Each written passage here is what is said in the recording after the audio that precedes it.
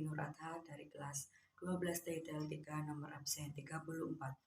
Di sini saya akan membacakan materi bab 3 yaitu menerapkan proses produksi massal. A. Mengenali produksi massal. Adapun pengertian dan semua hal yang terkait dengan produksi massal dijelaskan sebagai berikut. 1. Hakikat produksi massal. Produksi merupakan upaya yang dilakukan dengan cara menambah nilai guna suatu benda atau suatu produk.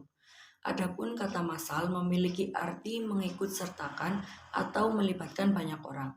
Dapat disimpulkan bahwa produksi massal adalah kegiatan yang dilakukan untuk menambah nilai guna suatu produk atau menciptakan suatu produk dengan melibatkan banyak orang, dalam hal ini tenaga kerja.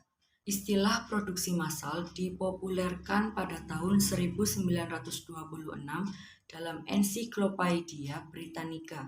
Hal tersebut didasarkan pada korespondensi dengan Ford Motor Company New York Times yang menggunakan istilah tersebut dalam judul sebuah artikel yang muncul sebelum publikasi artikel Britannica tersebut. 2. Ciri-ciri produksi massal. Ciri-ciri produksi massal meliputi A. Produk yang dihasilkan dalam jumlah besar. B. Biaya per unit rendah. C. Bertujuan menguasai pasar. D. Dijual di pasar bebas. E. Hampir tidak ada variasi produk. F. Harus ada stok untuk memenuhi kebutuhan saat masa tunggu. Apabila terjadi kelebihan produk atau overproduction, perusahaan akan memaksa pasar dengan melakukan promosi, diskon, hadiah, dan lain-lain. Hal tersebut dilakukan agar produk cepat terserap. 3. Kelebihan dan kekurangan produksi massal. Sistem produksi massal memiliki kelebihan dan kekurangan. Adapun kelebihan dari produksi massal yaitu A. Hemat biaya, B. Efisiensi waktu, C. Tingkat keakuratan tinggi, dan D. Tingkat produksi cepat.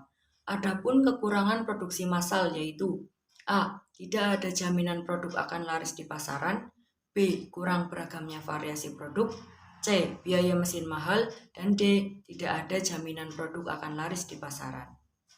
B. Perencanaan produksi massal. Ruang lingkup. Perencanaan produksi ruang lingkup. Perencanaan produksi menurut Sinulinga 2013 meliputi kegiatan-kegiatan sebagai berikut. A. Mempersiapkan rencana produksi. B. Membuat jadwal penyelesaian produk. C. Merencanakan produksi dan pengadaan bahan dari luar. D. Menjadwalkan proses operasi setiap unit. Dan E. Menyampaikan jadwal pada pemesan. 2. Tujuan dan fungsi perencanaan produksi massal. Tujuan serta fungsi dari perencanaan produksi massal dijelaskan sebagai berikut.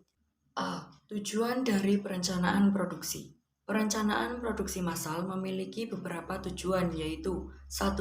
Meminimalkan biaya serta memaksimalkan keuntungan. 2. Memaksimalkan kepuasan pelanggan. 3. Meminimalkan perubahan nilai produksi. 4. Meminimalkan perubahan tenaga kerja. 5. Memaksimalkan perlengkapan dan inventaris pabrik. B. Fungsi dari perencanaan produksi.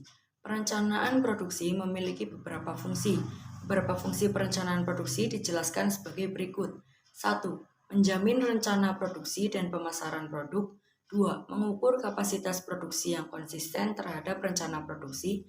3. Alat untuk memonitor hasil produksi. 3. Unsur perencanaan produksi.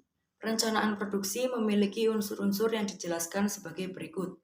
A. Tujuan produksi harus dibuat sejelas mungkin dan mampu dipahami oleh manajemen perusahaan. B. Pengukuran dan standar produksi. Artinya, perencanaan produksi tidak hanya dilakukan atas tujuan, tetapi juga harus mengukur kemampuan konsumen dalam menyerap produk tersebut. C. Perencanaan merupakan fakta objektif. Perencanaan produksi harus apa adanya dan memiliki pemikiran yang cukup rasional, bukan hanya sebagai angan-angan. D. Perencanaan harus dapat diukur. Artinya, walaupun hanya perkiraan, namun perkiraan tersebut adalah benar dan tentu tidak menimbulkan kerugian pada perusahaan. E. Tahap awal pelaksanaan produksi perencanaan harus menjadi langkah awal bagi perusahaan dalam menghasilkan barang yang dibutuhkan oleh konsumen. 4. Jenis-jenis perencanaan produksi berdasarkan pada jangka waktunya. Perencanaan produksi memiliki beberapa jenis, yaitu A. Perencanaan jangka panjang atau long range planning.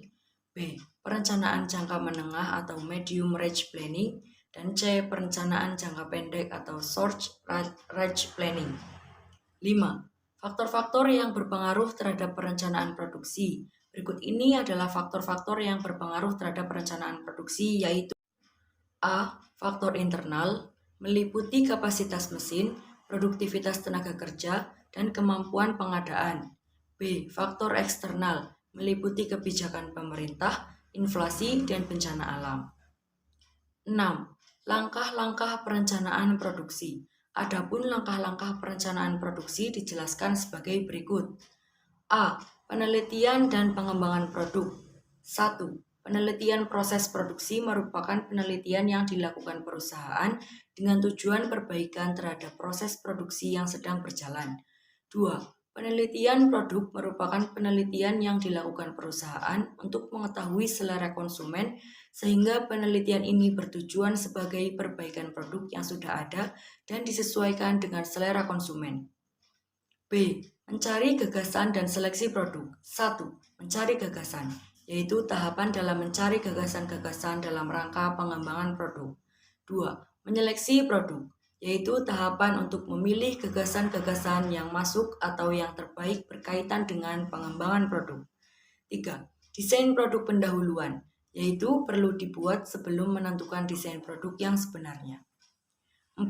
Pengujian merupakan kegiatan untuk menguji apakah produk layak dikembangkan atau tidak, baik dilihat dari potensi pasar atau konsumen. 5. Desain akhir dibuat apabila hasil pengujian produk layak dikembangkan. C. Menetapkan skala produksi. 1. Penetapan waktu. 2. Penetapan kualitas. 3. Menghitung biaya. 4. Penetapan tenaga kerja. 5. Penetapan peralatan. Dan 6. Penetapan bahan baku tahapan skala produksi, antara lain routing, scheduling, dispatching, dan follow-up. Demikian materi yang dapat saya sampaikan. Apabila banyak kesalahan, saya mohon maaf yang sebesar-besarnya. Terima kasih. Wassalamualaikum warahmatullahi wabarakatuh.